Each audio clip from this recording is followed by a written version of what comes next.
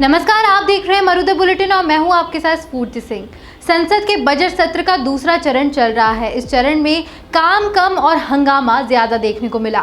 आज सुबह 11 बजे संसद की कार्यवाही शुरू हुई और आज भी बजट सत्र के दौरान हंगामे की पूरी उम्मीद है। संसद में आज निजीकरण के खिलाफ बैंक कर्मचारियों की हड़ताल के मसले को उठाया गया।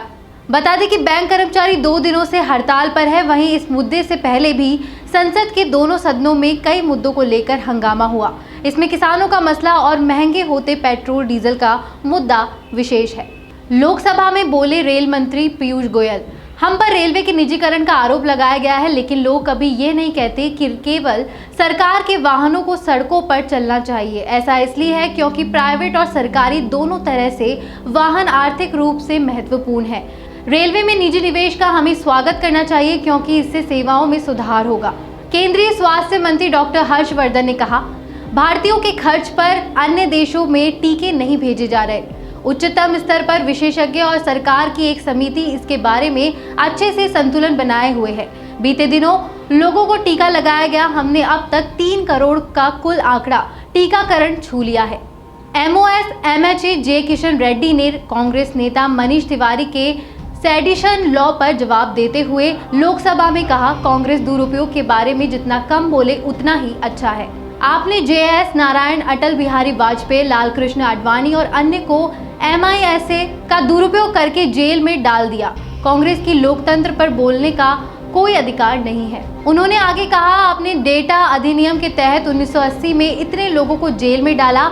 आपने MISA के तहत पत्रकारों, छात्रों, राजनेताओं को जेल में डाल दिया। मंगलवार की कार्यवाही से पहले इंटर पार्लियामेंट्री यूनियन के अध्यक्ष दुआर्ते पशेको ने संसदों को संबोधित किया। उन्होंने कहा कि भारत दोस्त नहीं भाई है। प्रधानमंत्री नरेंद्र मोदी संसद के सेंट्रल हॉल में इंटर पार्लियामेंट्री यूनियन के अध्यक्ष दुआर्ते पशेको के साथ उनका संबोधन खत्म हुआ। दुआर्ते पशेको बोले, संयुक्त राष्ट्र में पुर्तगाल सुरक्षा परिषद के स्थायी सदस्य के रूप में सुधार प्रक्रिया और भारत को शामिल करने का समर्थन करता है। द्रमुक सांसद दयानिधि मारन ने लोकसभा में नोटिस दिया है जिसमें पेट्रोल, डीजल और रसोई गैस की कीमतों में वृद्धि पर चर्चा की मांग की है। इंटर पार्लियामेंट्री यूनियन के अध्यक्ष दुआर्ते पशेको बोले, भारत दुनिया का सबसे बड़ा लोकतंत्र है। भारत अपने लोगों की राजनीति और धार्मिक आस्था का सम्मान करता है। प्रधानमंत्री आपके नेतृत्व में पिछले वर्षों में भारत में काफी आर्थिक और सामाजिक प्रगति हुई है।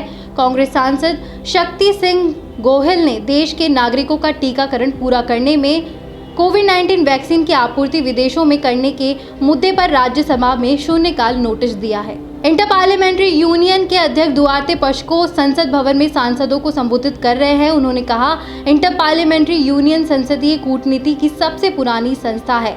इंटर पार्लियामेंट्री यूनियन 130 साल पुरानी संस्था है। IPU ने अपने काम की वजह से 2 नोबेल शांति पुरस्कार जीते। IPU सबके लिए लोकतंत्र की रक्षा करता है। पशेको बोले, हमारे 2 देशों के बीच विशेष संबंध है। पुर्तगाल और भारत के बीच 500 से अधिक वर्षों पुराने संबंध हैं। इसलिए हम एक दूसरे को इतना बेहतर जानते हैं कि कह सकता हूं कि हम सिर्फ दोस्त नहीं, भाई हैं। बता दें कि बीते दिन पक्ष और विपक्ष में बनी राजनीतिक सहमति के अनुरूप पेट्रोल, डीजल और किसानों के मुद्दे पर संसद में चल रहा गतिरोध सोमवार को खत्म हो गया। इसी के साथ संसद के दोनों सदन सुचारू रूप से चलने शुरू हुए। फिलहाल इस खबर में इतना ही। देश और दुनिया की तमाम खबरों के लिए आप देखते रहिए मरुधर बुलेटिन। नमस्कार। हमारा ये वीडियो आपको पसंद आया हो तो लाइक और शेयर जरूर करें और हाँ, हमारे चैनल को सब्सक्राइब और फॉलो करना बिल्कुल ना भूलें ताकि देश और दुनिया की कोई खबर मिस ना हो। तो जुड़े रहिए हमारे साथ और देखते रहिए मरुधर बुलेटिन, क्योंकि जिसकी कोई नहीं सुनता उसकी सुनता है मरुधर बुलेटिन।